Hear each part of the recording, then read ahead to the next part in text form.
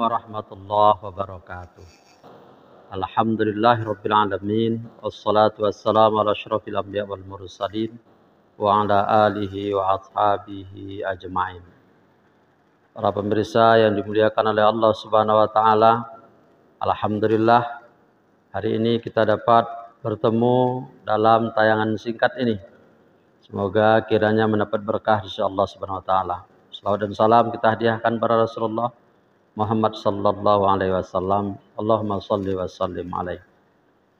Pemirsa yang dimuliakan Allah, dalam Al-Qur'an Allah Subhanahu wa taala mengatakan kita, a'udzubillahi minasyaitonir rajim. Bismillahirrahmanirrahim.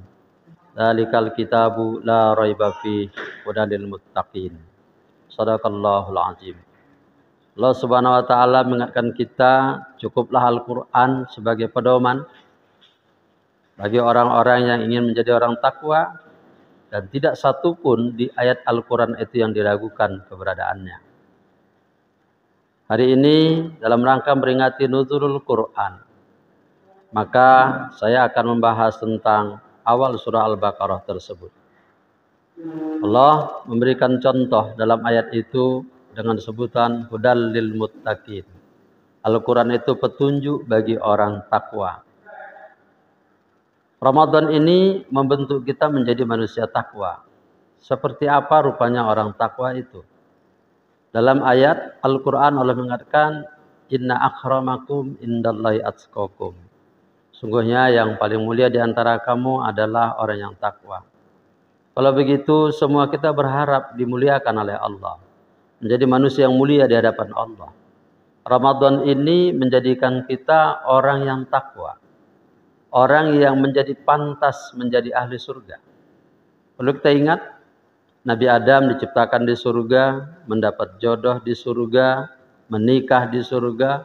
Karena satu kesalahannya, dibuang ke dunia ini.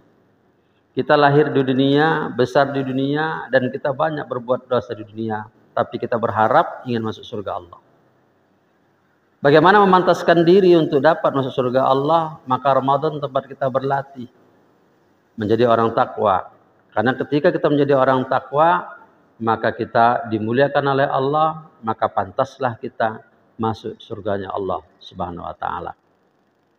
Hadirin pemirsa yang dimuliakan oleh Allah Subhanahu wa taala. Jalan yang pertama yang harus kita tempuh adalah Al-Qur'an membimbing kita, jadikanlah iman kepada Allah menjadi modal hidup. Dengan iman maka kita akan menjadi orang yang mampu mengendalikan diri kita. Karena kita merasa terus diawasi oleh Allah Subhanahu wa taala. Yang kedua, modal kita adalah semua amal kita akan dipantau bagaimana sholat kita. Karena sholat merupakan tiang agama, modal dasar sebuah agama. Duduknya agama pada diri seseorang kalau dia sholat. Maka yang kedua adalah jangan pernah tinggalkan sholat 5 waktu. Yang ketiga adalah dalam hidup ini kita bermasyarakat. Al-Quran mengatakan, wa mimma razaqnahum yunfikun. Kalau kau dapat rezeki dari Allah, sebahagian dibagi.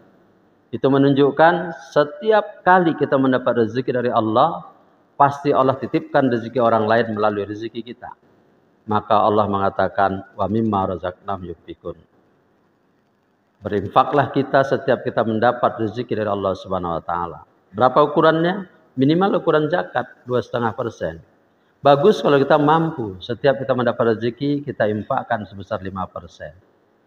Hadirin yang dimuliakan oleh Allah Subhanahu wa taala. Dengan 3 modal ini, kita berharap kita akan menempuh derajat orang takwa. Yang pertama, jaga iman. Yang kedua, jadikan Al-Quran sebagai pedoman hidup. Yang ketiga, berbagilah pada sesama. Mudah-mudahan ini bermanfaat untuk saya dan kita semua. Barakallah. Semoga Allah Subhanahu wa taala meridhai pertemuan kita pada hari ini. Bila taufik wal hidayah. Wassalamualaikum warahmatullahi wabarakatuh.